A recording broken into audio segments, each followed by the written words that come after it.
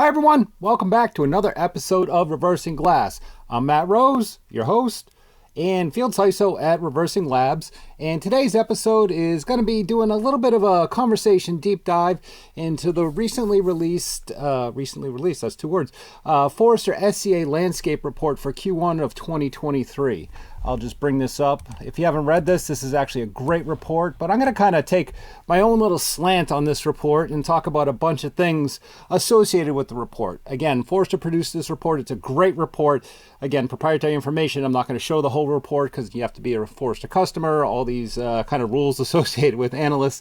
But it's really interesting because it goes over a lot of different aspects of SCA, including the vendors that basically are falling into the SCA space right now. So I'm going to get rid of the report and bring up just a list of all the vendors. And there's a ton. I did a little photoshopping of all the vendors that are in the list. Some are big, some are small. But the thing that's really interesting, and Forrester calls this out about the SCA kind of vendor landscape, if you will, is that, what's the best way to put it? There's big fish, medium-sized fish, and little fish. And the reason for that is some people have been around, the products have been around a lot longer, some people are newer, some people are a little bit older, kind of really adding to the capabilities and kind of the depth and breadth of people using them. One of the things that's really common in application security as a whole is that there's a, hey, I can do that too technology, or not technology, but a kind of opinion on things. So a lot of there's people that came to market as software composition analysis vendors. Some of them came to market as something else like a SaaS vendor or a DaaS vendor, and they add the capability.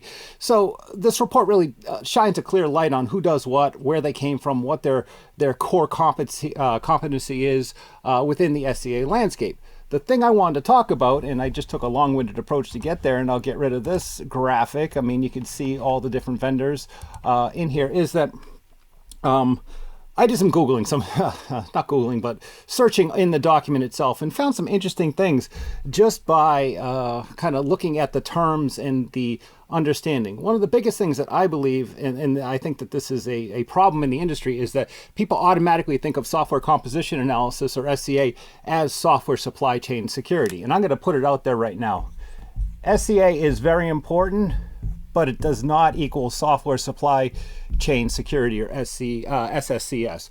The reason being is you're really just looking at the open source packages. And software supply chain with SCA, software supply chain security is much greater than that. There's a lot more things. So talking about my little bit of unofficial research, I did some Googling in that document, or some searching in that document.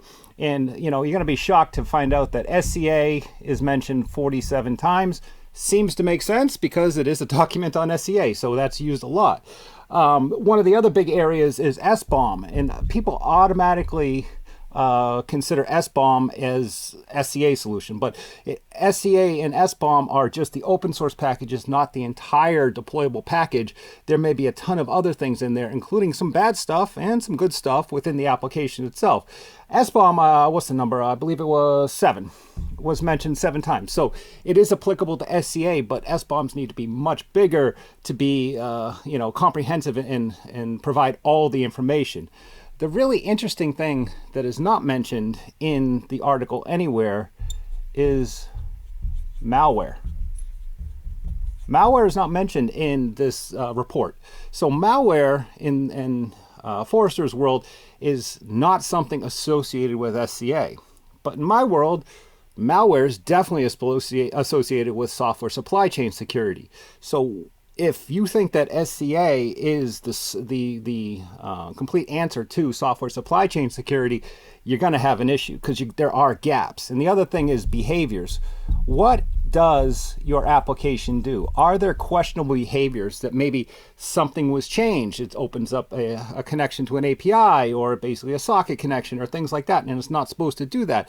Again, this is not something that's mentioned as a capability within any of the vendors of the Forrester SCA landscape report. So I know I'm probably stepping on a few people's toes. Again, I love the Forrester report. It does great for SCA, but SCA does not equal software supply chain security. You do not have a complete SBOM with just a SBOM out of an SCA solution. SCA does not find malware in your deployable packages. Maybe something like the SolarWinds breach happened. Somebody inserted malware into a build environment, MS build in case of SolarWinds.